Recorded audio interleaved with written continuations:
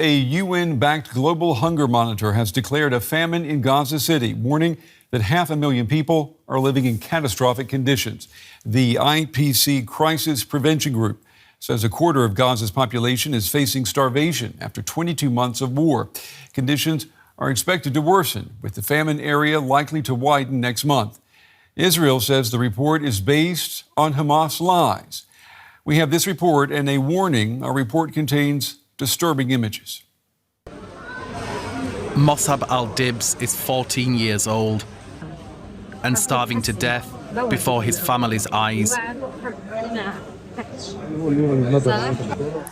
This boy is just 4 and wasting away from severe malnutrition.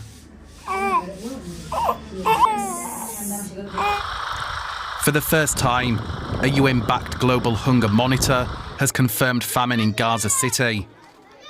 Experts say 26% of the territory's roughly 2 million people are living in catastrophic conditions, meaning they are experiencing extreme food shortages, critical malnutrition, and higher death rates from starvation. The other 74% are in states of emergency or crisis, according to the report. It is a famine. The Gaza famine. It is a famine that we could have prevented if we had been allowed. Yet food stacks up at borders because of systematic obstruction by Israel. It is a famine within a few hundred meters of food in a fertile land. It is a famine that hits the most vulnerable first, each with a name, each with a story, that strips people of dignity before it strips them of life, that forces a parent to choose which child to feed, that forces people to risk their lives to seek food. On Thursday, a unit of the Israeli Defense Ministry posted this video on its social media channels, claiming to show that there is no famine and no shortage of food in Gaza. It also said the IPC report published on Friday is based on false and biased information. Many Gazans say the declaration of famine has come too late. One mother speaks about her daughter's slow decline. Miriam began showing signs of malnutrition while we were in Rafah. At the time, hunger wasn't as severe. Because of the extreme starvation we're facing now, she lost even more weight, dropping to just 9 kilos. What we're going through now is far worse than what we experienced in the south. Her condition back then wasn't nearly this bad. The UN chief calls the crisis a man-made disaster and is demanding unimpeded humanitarian aid access to Gaza. Well, for more on what all of this means, I'm joined now by Michael Fakhri. He's the UN Special Rapporteur on the right to food. Mr. Fakhri, it's good to have you with us. You sounded the alarm more than a year ago about widespread starvation in Gaza. So give me your reaction, if you will, to the IPC's official declaration of famine in Gaza City today. The IPC reports what we've known for over a year, that starvation and famine is widespread and that Israel is the cause of the starvation of the Palestinian people. The International Court of Justice in March saw famine and starvation. And in fact, the International Criminal Court in November issued an arrest warrant for Prime Minister Netanyahu and former Minister of Defense Gallant for the war crime of starvation. So for the IPC report means there's no more question, there's no more doubt. The real question now is what is to be done to end this starvation and genocide by Israel against the Palestinian people. Well, what political action can be done immediately to help people have access to food in Gaza City? Usually we would call upon the Security Council to do something because Israel is denying and restricting aid. But because the United States is using its veto to block any resolution for a ceasefire at the Security Council, the General Assembly has the authority to call for peacekeepers to accompany humanitarian envoys to go in and end Israel's starvation campaign and this famine in Gaza. But, Mr. Fakhri, even if that were to happen, it would not happen overnight, and it would not address the acute problem that we're talking about right now, and that is famine. Well, exactly.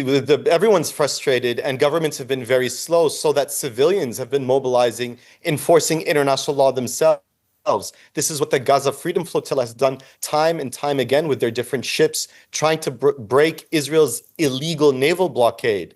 But the General Assembly can act tomorrow. They could stand up tomorrow and call for those peacekeepers. And countries don't have to wait. They can go in and push through if they so want. But also then in the medium term, countries can start actually putting real pressure on Israel, real economic and political pressure by imposing sanctions. But what can be done today is the General Assembly can pass that resolution immediately, and those peacekeepers can go in because the humanitarian trucks are ready.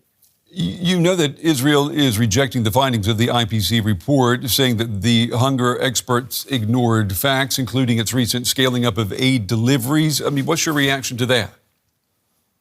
This contradicts what Israel has said in the past. Israel has declared its starvation campaign at multiple points. On October 9th, 2023, Israel declared its intent and actually did block all food and water from entering Gaza for approximately 2 weeks. And then after a year and a half of a war, Israel did the same. On March 1st, Prime Minister Netanyahu announced a full blockade against Israel. This is after the International Court of Justice already recognized famine and starvation.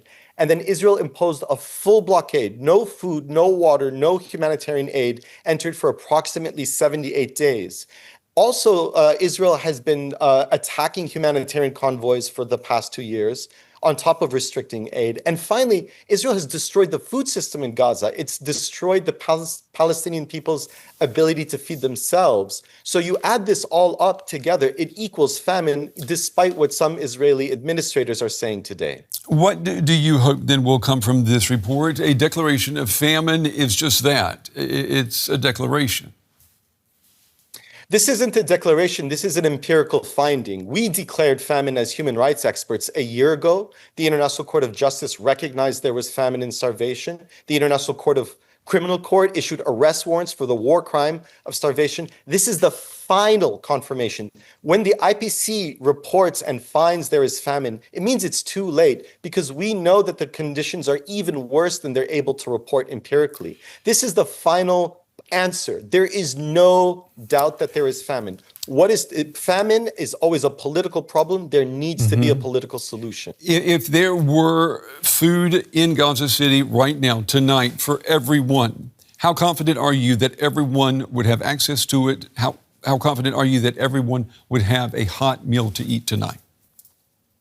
If it was administered through the UN and other humanitarian organizations, I think people would get the food they need because the UN, the Red Cross, and other well-recognized humanitarian organizations have the networks, have deep ties, have the warehouses, and are able to get food to people as soon as possible. This is unlike Israel's so-called Gaza Humanitarian Foundation, which is militarized aid, which has been using aid to humiliate, weaken, and kill civilians. So if the UN, the International Red Cross, and other humanitarian organizations were allowed in, they could get food to everyone as quickly as possible. Okay. Michael Fakhri, the UN Special Rapporteur on the right to food.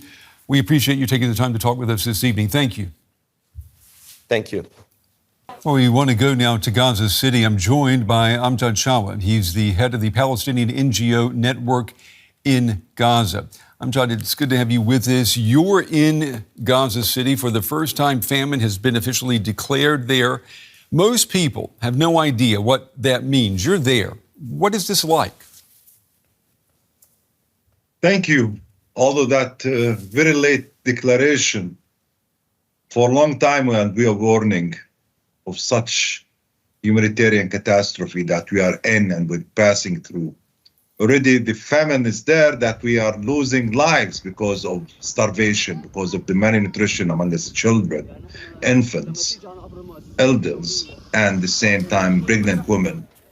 We are losing lives with hundreds, and already we have tens of thousands of children in risk of death because of this malnutrition. And history will judge any actor who could do something and kept silent. Now we are in a very critical humanitarian situation. The denial of the entry of basic needs and restrictions of the humanitarian agency not to do their to fulfill their responsibility towards responding to the needs of the people. What we witnessed in the last 5 months of the Israeli total closure and denial of entry the basic things, what had been entered, small amount of aid, which can respond only for the 10% of the needs, whilst the fragile, the vulnerable groups cannot manage to go to the so-called Gaza Humanitarian Foundation to be killed and to carry this risk, and in the same time to go to the roads to wait for the aid trucks, which is carrying flour or some rice. Amjad, we as Palestinians. Yeah. If you could help us understand, I mean, what does daily life look like right now in Gaza City? I mean, what are people eating? It's only if they can manage that one meal a day, which is some rice or some bread. This is the only thing. Till now, nothing entered from the crossing. The fresh food, milk, any meat or anything that from this nutrition chain that we can stop the deterioration, with full meaning that we are surviving at the minimum level, and so many thousands of these families cannot manage to get this one meal. 90% of the population, they lost their incomes because of the destruction of the 90% of the infrastructure, the building in Gaza. And these days, the Israelis are threatening to invade Gaza and to reoccupy Gaza, to also to have forcible displacement for about 1,100,000 Palestinians to the south area where there is no infrastructure, there is no spaces, there is no tents. And really this time is the worst and the most critical, serious time that we are passing through in the Gaza history, due to everything, due to the Israeli escalation, to the airstrikes, which is non-stop, to the daily life that we have, to the water issue, to the sanitation, to the hygiene, to everything we are missing on such. Are you able to help people? I mean, what's the biggest challenge facing NGOs right now? The biggest challenge that we have, it's not only our security, it's the people's safety. A. B. The entry of supplies and aid to Gaza, which is restricted. Only small amount of aid which is allowed to enter. 3. To deal with the famine issue, we need an urgent actions to stop these military operations, to let in the aid workers, physicians, specialized physicians to deal with famine cases. We need field hospitals because most of our hospitals out of service, damaged, destroyed, shortage of basic medications and medicines that we cannot deal with these big numbers of injured people. And in the same time, these cases of famine, we are talking about tens of thousands of people every day that are coming to the so-called hospitals, small clinics that we have. Okay. Amjad, Shawa, we appreciate you taking the time to explain what's going on, and we appreciate you taking the time to share your experiences tonight. Thank you. Thank you. Well, I'm joined now by our senior international correspondent, Fanny Facsar. She's in Jerusalem. Fanny, how is Israel reacting to the IPC declaration that famine has been officially declared in Gaza City and the surrounding area, and basically placing the blame directly at the doorstep of Israel? Israeli authorities dismiss it as a lie, just like in the past when various aid organizations have described the situation on the ground as catastrophic. Or I can go back all the way to 2024 when the ICC, the International Criminal Court, has issued an arrest warrant for Prime Minister Netanyahu and others for allegedly using starvation as a method of warfare. So a lot has been happening already, raising the alarm bells that has been dismissed as a lie here in Israel. And the situation is very much the same today as this UN-backed report came out. Prime Minister Netanyahu called it a lie, and Kogat, the unit within the defense ministry here that is tasked with coordinating aid in Gaza, said it's basically based on Hamas propaganda. So there's no news in that regard. In Israel, famine doesn't exist when it comes to Israeli authorities with regard to the situation to people in Gaza. What is new, that for the very first time it's been formally declared that there is, according to this report, famine in Gaza City. And this report also includes that this may spread to other parts of the strip, to the center, but also to the south, Khan Yunis. It's very difficult to gather data given the circumstances, given the ongoing war. But the data that's been published that around 500,000 people, and that is, if you do the math, about 1 in 4 of the entire population in Gaza Strip that is currently experiencing famine. Now, given that about half of the entire population are children, that also means that many of that 500,000 that is currently experiencing famine are people under the age of 18. Now, while me and others, we cannot go inside Gaza to report from the Strip independently since the start of the war, we rely on information from our sources. And I spoke to one of them who said, look, it is not just about the lack of food, it's about the lack of clean water. And even if you find food, for example, on the market, you need to be able to pay for that. And everything is getting more expensive. So it's a combination of various factors that lead to famine in the Strip, he said. And Fanny, we've got this confirmation of famine coming as Israel launches a new military offensive to take over Gaza City. I mean, this is the heart of the area where the famine was declared. Is Israel saying anything about these two things coming together? Israel is very much keen to actually start that full-scale offensive. In fact, the so-called pre-phase, as the Israeli military refers to it, has already begun. In fact, for many days now, for more than 10 days, it has been pounding the outskirts of Gaza City in particular, and claims that it occupies already various neighborhoods just outside of the city center. So all while we're speaking about famine, the war didn't stop. But at the same time, and this is quite interesting, while Prime Minister Netanyahu did not greenlight the full-scale offensive yet, he said that he's ready for talks for a ceasefire, but only on the Israeli terms. That means he wants all hostages free. Now, just to remind the viewers, just this week, there's been a proposal on the table that Hamas militants agreed to, but Israel did not, which would see a 60-day truce and also the release of 10 hostages alive and 18 dead. Israel doesn't want that. Prime Minister Netanyahu, it appears like, wants to increase pressure on Hamas militants. And some people actually have been speaking to say, analysts, but also people on the ground, relatives of the hostages who've been taking to the street for so many months now, say maybe there's still hope that this full-scale offensive is not going to take place, but the pressure is going to be increased on Hamas, and as a result, maybe there is going to be a ceasefire. But looking at the situation on the ground, pounding Gaza City and other parts of the Strip, it looks more like an escalation than winding down any operation in the Strip. DW correspondent Fanny with the latest from Jerusalem tonight. Fanny, as always, thank you. I'm pleased to welcome Rein Paulsen. He's the Director of Emergencies and Resilience at the UN's Food and Agriculture Organization. Welcome to DW, Rein. Thank you for your time. This is the first time famine has been confirmed in Gaza City and the surrounding area by a UN body. Can you tell us what was the criteria for officially declaring famine today? I mean, it's 22 months after the war started. So this is the 6th round of analysis over the last 22 months that's been conducted. And what the report and analysis shows that was released today is, in fact, the fruition of things that have been flagged in recent reports, and indeed in the alert on the 29th of July.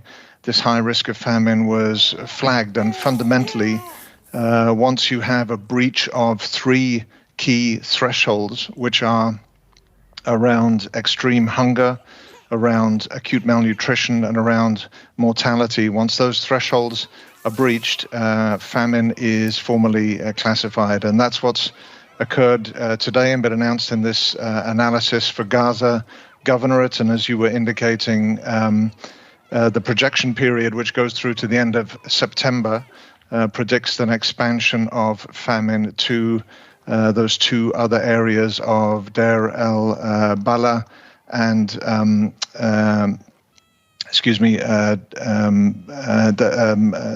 Deir el-Bala and Khan Yunis governorates as well.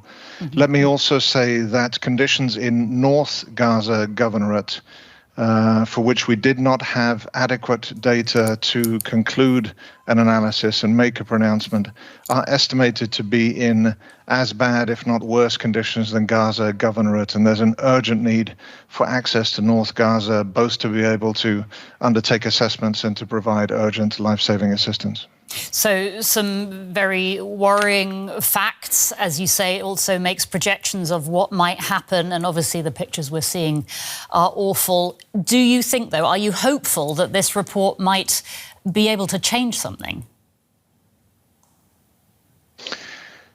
That must be our hope. That must be our intention. The report and the analysis also includes a series of recommendations, and unsurprisingly, at the heart of those recommendations is a call for access, a call for ceasefire to enable at-scale multi-sectoral assistance to prevent further loss of life.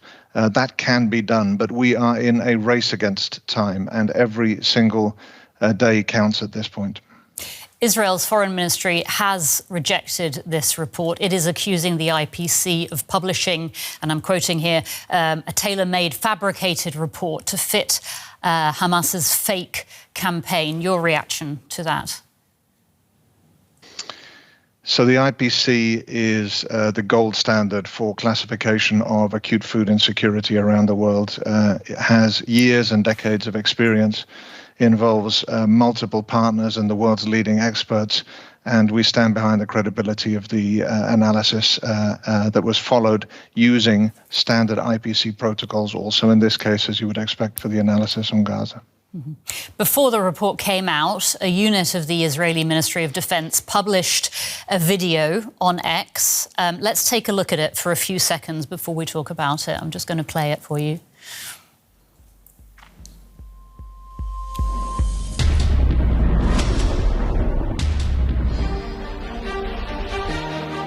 آلاف الطرود الغذائية هيتم توزيعها طبعا هنا من وسط مدينة غزة من دير البلح.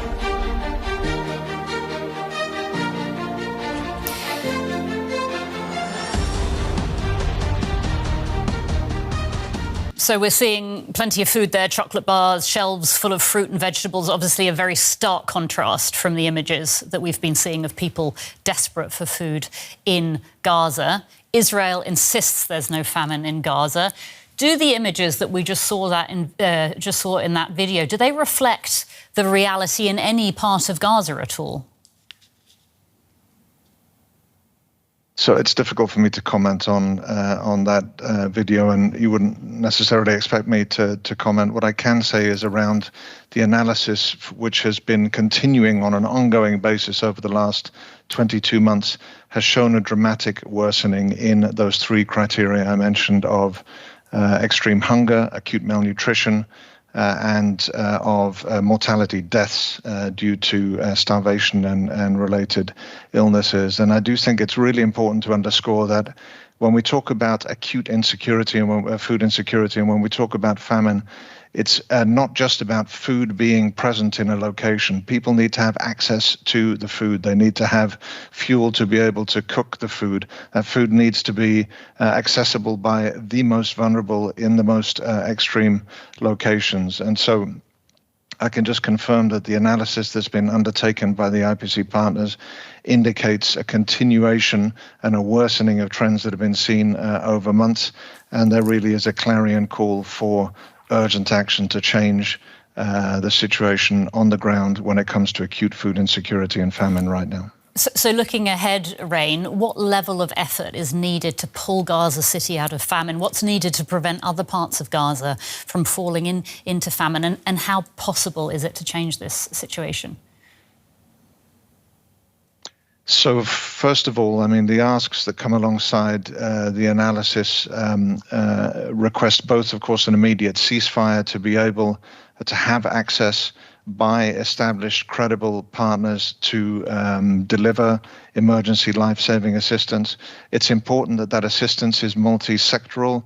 Yes, it's about food at scale, but it's also about urgent health services, nutrition services, water and sanitation services, and other basic services for survival. One of the other points that's made is it really is imperative that commercial access is restored. This issue of dietary diversity, people suffering from extreme malnutrition require not just calories, they require key nutritional elements, and so much of this can be done with humanitarian assistance, but we absolutely need commercial access to be restored for food availability to return to levels that are normal. And I would say the food system collapse that has happened in the Gaza Strip over the last 22 months has happened in a context where Gaza Strip was self-sufficient in many of the basic food commodities previously. So this is a situation that can and needs to be reversed. Rein Paulsen from the UN's Food and Agriculture Organization. Rein, thank you so much for your time. We appreciate it. Thank you. Thank you.